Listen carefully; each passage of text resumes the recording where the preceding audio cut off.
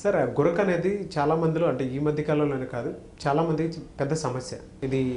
దీని లక్షణాలు ఎక్కువగా ఎలా ఉంటాయి సార్?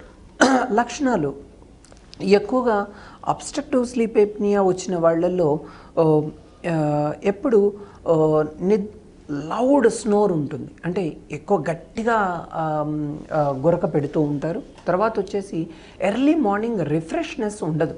ఎందుకు అనంటే నేను అదే చెప్పాను, ఎర్లీ మార్నింగ్ రిఫ్రెష్నెస్ ఎందుకు ఉండదు అనంటే రాత్రి వీళ్ళు పడుకున్న తర్వాత ఆర్ఈఎం స్లీప్ ఎన్ఆర్ఈఎం స్లీప్ దాటిన తర్వాత ఆర్ఈఎం స్లీప్లోకి వెళ్ళిన తర్వాత వీళ్ళు ఈ ఆక్సిజన్ కోసం సఫర్ అవుతారు.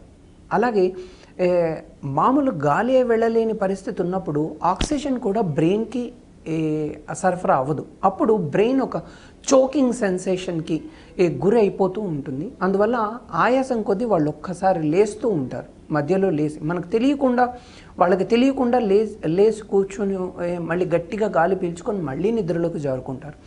ఇట్లా సెవరల్ రిపిటేటివ్ ఎపిసోడ్స్ జరుగుతూ ఉండే కొద్దీ వాళ్ళ ప్రాబ్లం అనేది కూడా ఎక్కువగా అయిపోతూ ఉంటుంది. అది కూడా వాళ్ళ చేతుల్లో కంట్రోల్లో ఉండదు. అందువల్లనే వీళ్ళకు ఎర్లీ మార్నింగ్ ఇలా నిద్ర అనేది డీప్ స్టేజెస్లోకి వెళ్ళకుండానే నెక్స్ట్ స్టేజ్లోకి వెళ్ళిపోతారు. అందువల్ల వీళ్ళకి నెక్స్ట్ డే మార్నింగ్ ఆ రిఫ్రెష్నెస్ అంటే నిద్రపోయినంత సాటిస్ఫాక్షన్ అనేది వీళ్ళకు ఉండదు. అదొకటి. తర్వాత విట్నెస్డ్ ఏప్నియాస్ అంటే బెడ్ పార్ట్నర్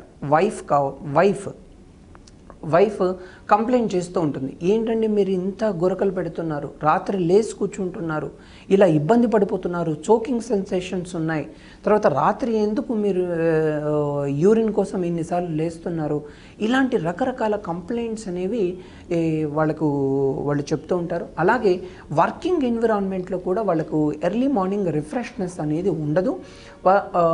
వర్కింగ్ ఎన్విరాన్మెంట్లో హెడేక్ రావడం, ఇలాంటి చిన్న చిన్న కంప్లైంట్స్ కూడా ఉంటాయి. కొందరిలో ఈ రక్తనాళాల్లో కూడా ప్రాబ్లమ్స్ రావడం వల్ల ఈ లిబిడో అంటే వంధ్యత్వము అనేది కూడా, ఇన్ఫర్టిలిటీ కూడా వచ్చే అవకాశం అనేది ఉంటుంది.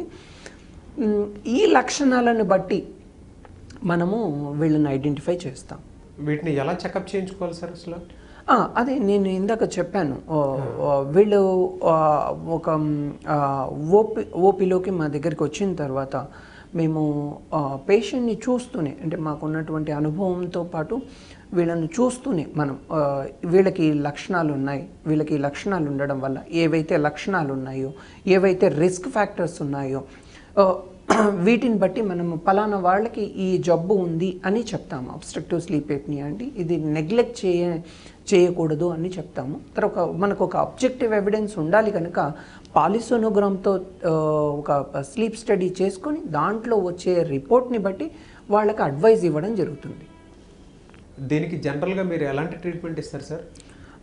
ఇట్లా మనం పాలిసోనోగ్రామ్ స్లీప్ స్టడీ చేసిన తర్వాత వాళ్ళకు వచ్చే సివియారిటీని బట్టి వాళ్ళకి ఒక సిప్యాప్ అనే ఒక చిన్న మిషన్ని అడ్వైజ్ ఇవ్వడం జరుగుతుంది.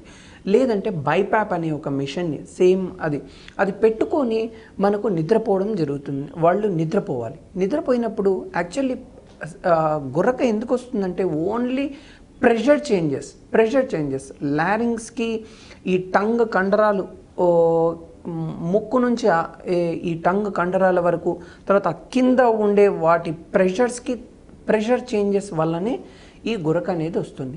ఈ పేటెన్సీని ఈ శ్వాసనాళం యొక్క పేటెన్సీని ఓపెన్ చేయడం కోసమే ఈ పాజిటివ్ ఎయిర్వే ప్రెషర్ అనేది ఒక CPAP machine. It's an continuous positive airway pressure. ఆ సిప్యాప్ మిషన్ని పెట్టడం జరుగుతుంది. ఆ పెట్టి వాళ్ళు నిద్రపోతూ ఉంటే వీళ్ళు కాన్సిక్వెన్స్గా నెక్స్ట్ ఏవైతే వైటల్ ఆర్గాన్స్ ఏవైతే డ్యామేజ్ కాకుండా వీళ్ళకి ఆ సిప్యాప్ మిషన్తో తగు వైద్యం చేయడం వల్ల వీళ్ళ క్వాలిటీ ఆఫ్ లైఫ్ అనేది కూడా ఇంప్రూవ్ అయిపోతూ ఉంటుంది. తర్వాత వీళ్ళు నెక్స్ట్ మళ్ళీ ఈ సిప్యాప్ మిషన్ వాడుతూనే ఉండాలి. తర్వాత ఇన్ ద మీన్ వైల్ వాళ్ళు కూడా ఈ కాఫీ, టీలు ఇవన్నీ అవాయిడ్ చేస్తూ ఉండాలి. తర్వాత వెయిట్ రిడక్షన్ అనేది అవ్వాలి. అసోసియేటెడ్ కోమార్బిడ్స్ ఏవైతే ఉంటాయో ఏ సైనోసైటిస్ కావచ్చు, రైనైటిస్ కావచ్చు, డయాబెటీస్ కావచ్చు, తర్వాత స్లీపింగ్ పిల్స్ తీసుకోవడం కావచ్చు, వీటన్నిటినీ కంట్రోల్ చేసుకోవడం వల్ల అబ్స్ట్రక్టివ్ స్లీప్ ఎప్నియా అనేది కూడా కంట్రోల్లోకి రావడం జరుగుతుంది. అలాగే ఈ సిపాప్ మిషన్తో క్వాలిటీ ఆఫ్ లైఫ్ ఇంప్రూవ్ అవ్వడమే కాకుండా మిగతా కాన్సిక్వెన్సెస్ ఎప్పుడైతే ఆక్సిజన్ అందదో ఆ మిగిలిన ఆర్గన్స్కి, ఆ అవయవాల యొక్క, ఇప్పుడు సపోజ్ హార్ట్కి ఆక్సిజన్ అందదు, అప్పుడు హార్ట్ ఫెయిల్యూర్ వస్తుంది. ఈ హార్ట్ ఫెయిల్యూర్ అనేది కూడా అట్లాగే లివర్ ఫెయిల్యూర్ కావచ్చు, లేదంటే కిడ్నీస్ ఫెయిల్యూర్ కావచ్చు. ప్రతి ఆర్గాన్కి ఆక్సిజన్ అవసరం. ఆక్సిజన్ ఈ వైటల్ ఆర్గాన్స్ ఫెయిల్యూర్ని కూడా మనం సిపాప్ యూజ్ చేయడం వల్ల ఒక స్టేజ్ వరకు కంట్రోల్ చేయగలిగే అవకాశం ఉంటుంది. చూశారు కదండి మా వీడియో. ఈ వీడియో కనుక మీకు నచ్చినట్లయితే లైక్ చేయండి, షేర్ చేయండి. ఇలాంటి మరిన్ని వీడియోస్ కోసం మా ఛానల్ని సబ్స్క్రైబ్ చేసుకోండి. ఈ వీడియో కనుక మీకు నచ్చినట్టయితే లైక్ కొట్టి షేర్ చేయండి. మరిన్ని వీడియోస్ చూడాలనుకుంటే సబ్స్క్రైబ్ చేయండి. Thank you.